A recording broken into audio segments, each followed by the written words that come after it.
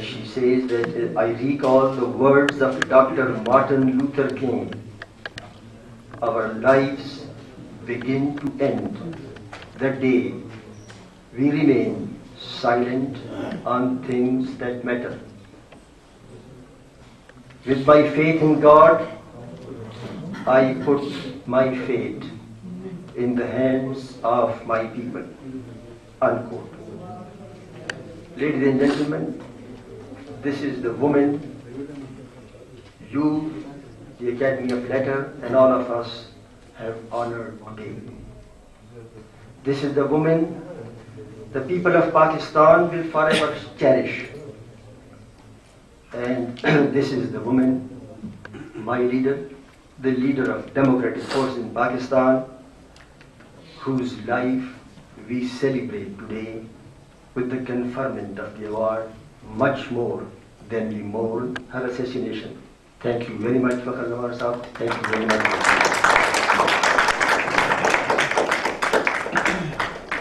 The recipient of the Quaid-e-Azam International Award for Literature, Mr. Peter Kuhlman, to speak on literature and its possible connection with democracy with as much poetic license as he can manage.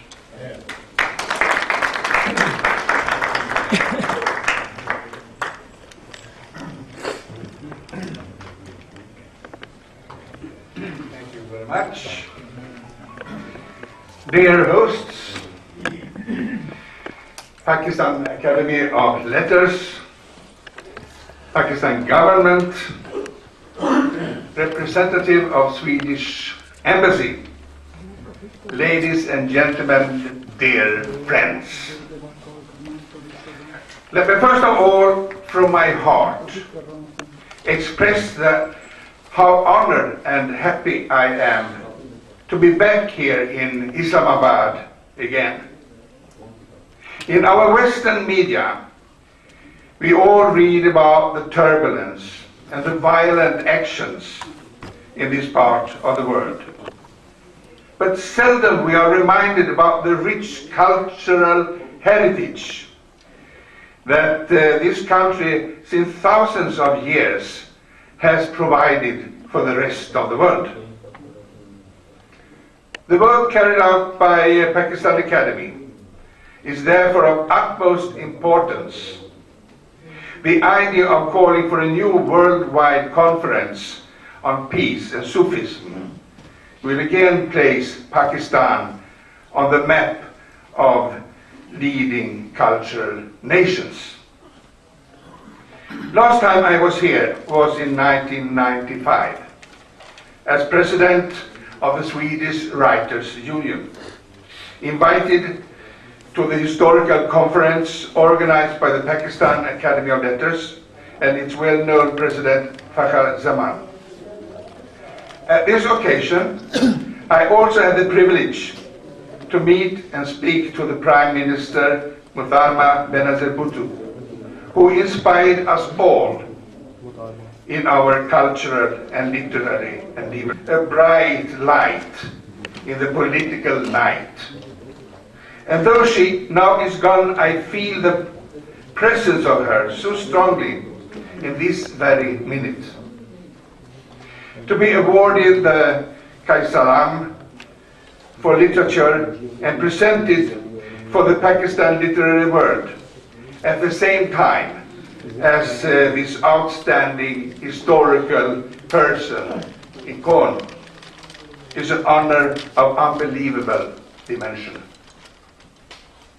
I also want to, as former president of the Swedish cultural umbrella organization, KLYS, representing some 18 artistic organizations comprising more than 30,000 individuals of all genres in Sweden, to thank the chairman of the Pakistan Academy of Letters, Mr. Fakhar Zaman, for his important presidential role during our conference, World Conference in Hässelby Castle outside Stockholm in 1997. Now as then, our theme was the role of the writers in area of conflict. Therefore, let me now concentrate on the theme, poetry and peace. In January 2003, I participated in a big anti-war demonstration in Istanbul, and I wrote this poem. What can a poem do? What can a lonely poet do against the war? My answer is a lot. Poems are not bullets that kill. Poems are bullets of life. When a poet shoots at you, he widens your mind. A poem can suddenly highlight what has been hidden in darkness. We all wear secret words inside ourselves. A poem may change your life and make your heart beat faster. Therefore, poets all over the world, shoot. Let your bullets of peace kill the war. Your words shall disarm the armies. First, I must confess that I hesitate to speak about peace and poetry. Why? Because I'm afraid of all the beautiful words that always are ready to parade for the task of peace. Also because poetry does not need to be explained. Once I was asked by a German friend to provide some poems for for peace anthology to be published in Frankfurt. I sent him my poem, What Can a Poet Do? But the editor of this publishing house reacted strongly against it. It is impossible to say that poems are bullets of peace. Peace can never be associated with bullets. So, there I was. Also, my second poem was refused since I was comparing bombs with butterflies floating down in the dark night. Of course, using beautiful butterflies as symbol for bombs was the same as insulting peace itself. Perhaps I was not a peaceful poet after all. But in the same way, as you can't invent any laws to govern the waves in the sea, you can't order poets to write and behave in a certain way. They are and must be under their own command.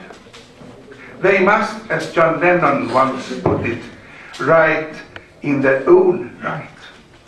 Perhaps that could also be a definition of peace itself.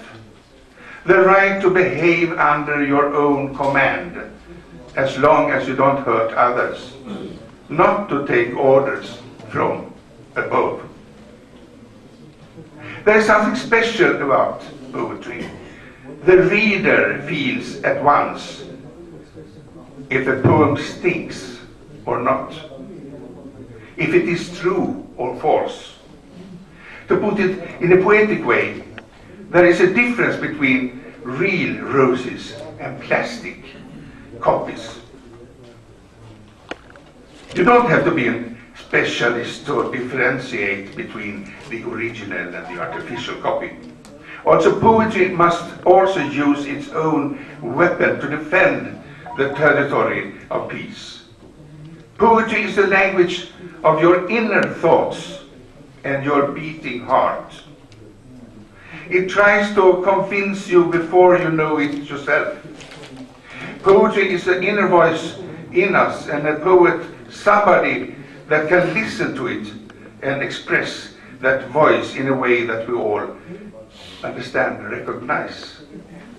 That is how we can say that this is true and that is false.